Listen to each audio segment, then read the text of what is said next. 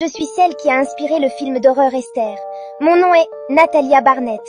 L'aventure débute en 2010 quand Christine et Michael Barnett, ayant déjà 3 enfants à leur charge, décident de me donner une place dans leur foyer. On leur présente une jeune fille ukrainienne de 6 printemps, née un 4 septembre de 2003. Malgré mon diagnostic de troubles de croissance, d'un type de nanisme, ils n'hésitent pas. Toutefois, après m'avoir officiellement adoptée, des questions se posent quant à mon âge réel. J'ai une attitude très étrange qui soulève des inquiétudes auprès des Barnett.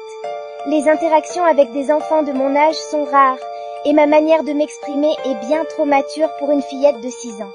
Certains symptômes de puberté, comme des poils pubiens et des menstruations, les alarmant, ils consultent plusieurs experts. Alors que certains pensent que j'ai 8 ou 9 ans, un dentiste, en 2011, postule que je pourrais être bien plus âgée, que je pourrais même être de la même tranche d'âge que les Barnett.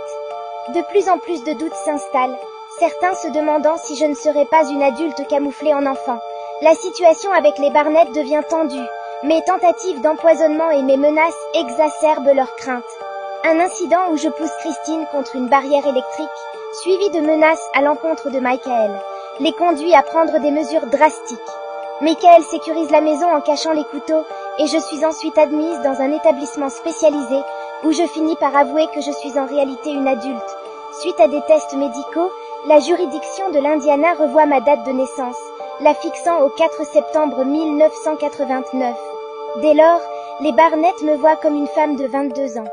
Ils me laissent dans un logement en Indiana et partent pour le Canada. Cette affaire leur vaut des accusations d'abandon, attirant l'attention médiatique. En 2013, les Nans décident de m'adopter. Ma véritable mère, Magava, rompt le silence en 2023, affirmant ma naissance en 2003, ce qui indiquerait que j'avais 6 ans au moment de mon adoption par les Barnett. Face à cette histoire, le mystère demeure. Les experts sont divisés. Suis-je une enfant ou une adulte? Tandis que les projecteurs ne me quittent plus, derrière mon apparence angélique se cache une réalité bien plus sombre. La question persiste. Suis-je une petite fille avec une santé vulnérable ou une adulte machiavélique? Donne ton avis en commentaire.